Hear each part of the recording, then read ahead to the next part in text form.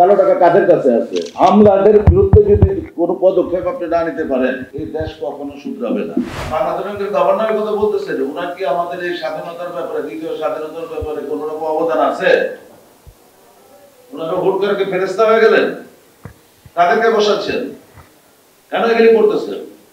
আর যারা তখন ত্যাগ করে অনেকে ডাইরেক্টরশিপ চলে গেছে, তাদের সাথে ফাইট করতে গিয়া এবং অনেকের ডাইরেক্টরশিপ চলে যাওয়ার উপক্রম হয়েছে, আপনি সবাই গয়না বের করে দিয়ে যে নামে আবার তাদেরই লোকদেরকে বসাই দিচ্ছেন সবাইকে। এই অলিগারকে যদি আপনি এই আমলাদের বিরুদ্ধে যদি কোনো পদক্ষেপ আপনি না নিতে পারেন, এই দেশ কখনো শুধরাবে না। কারণ যারা আমরা দেশটা ফেরত পেলাম, এই ভারতের মতো একটা শত্রু দেশ আমাদেরকে গ্রাস করে ফেলছিল, এদের কাছ থেকে যারা নাকি রক্তের বিনিময়ে দেশটাকে আমাদেরকে ফেরত দিয়ে আসলেন, তাদের জন্য 100 কোটি টাকা বাজেট। আর বিদ্যুতের জন্য যারা নাকি ওই ভারতে হাজার হাজার কোটি টাকা পাচার করতে পারে, আপনার ওই আফগানির কাছ থেকে আপনার দ্বারা বিদ্যুৎ আনে, আপনার ক্যাপাসিটার চার্জ দেয়, তারপরে আপনার বিদ্যুতের যে আপনার মূল্য আছে তার তিন ডবল দাম দেওয়া দেয়, তাদের জন্য বাজেট বেড়ে গেছে। তারপরে যারা দুর্নীতি করে টাকা কামাইছে, তাদেরকে দুর্নীতির টাকা আপনাকে ভয়েড করার জন্য আপনার ব্যবস্থা গ্রহণ করা হয়েছে। কালো টাকা সাদা, কালো টাকা কাদের কাছে আছে?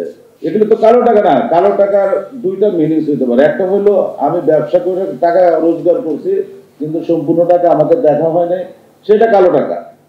আপনি চুরির টাকাকে কি কালো টাকা বলবেন নাকি? চুরির টাকা কালো টাকা বানায়া তারা হোয়াইট করতে চায়, কারণ হলো এই চুরির টাকাগুলো তো সেই আমলাদের কাছে। আমরা দেখে রাজনীতিবিদদের চুরি, কিন্তু আমলাদেরকে কিন্তু আমরা চোখে দেখি না। বড় চোর তো ভাই এরা এখনো দেখেন দেশকে আপনার অশান্ত করার জন্য উঠে পড়ে লাগছে। এনবিআর আপনি রিফর্ম করতে যান, করতে দিবে না। সচিবালয় থেকে আপনি আন্দোলন করে বেরিয়ে যায়। এদের বিরুদ্ধে কেন আন্দোলন করেন না? এদেরকে যদি আপনি সহি সালামতে না করবেন, চাকরিচ্যুত না করতে পারবেন, আপনি তো দেশ চালাতে পারবেন না। তো এরা তো রয়্যাল এজেন্ট, আর আপনি দেশদ্রোহী, আর বিগত ব্যাসের সরকারের এজেন্ট পয়সা রয়েছে।